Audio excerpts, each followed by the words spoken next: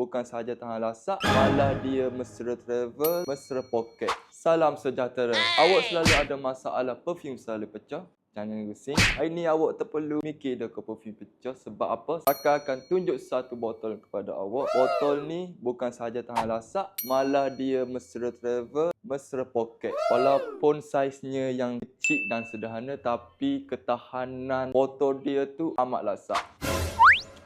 Dekat tangan Fakah hari ni ada satu botol bersaiz 12 ml. Ada dengan design jenis metal jadi besi. Botol 12 ml ini didatangi dengan 8 pilihan warna.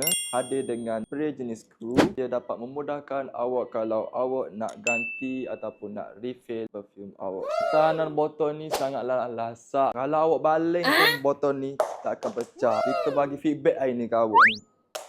Tak akan pecah. Sebab apa? Sebab material dia jenis besi. Jadi kalau awak nak grab botol ni, minimum 10 botol sahaja awak akan dapat harga RM7.70 sahaja. Kalau awak nak beli untuk 1 pieces pun tak ada masalah dengan harga RM12 sahaja. Untuk pilihan wangian pula, kami menawarkan lebih 950 pilihan wangian antarabangsa yang awak boleh campur wangian. Kalau awak tanya untuk grade perfume, kami menggunakan grade EDP. Jadi untuk ketahanannya 8 hingga 12 jam bergantung pada wangian yang awak pilih. Kalau awak zero lagi dalam perfume ni, kami akan bantu dalam pemilihan wangian perfume. Tak kisahlah awak nak bawang floral ke, putih ke, sweet ke, amber ke, woody, semua kami ada. Jadi kalau awak berminat dengan botol 12 ml metal case ini, cepat-cepat klik link di bio, kontak kita orang punya sale admin, kontak Fakah sendiri pun boleh. Ingat tagline Fakah, wangian premium,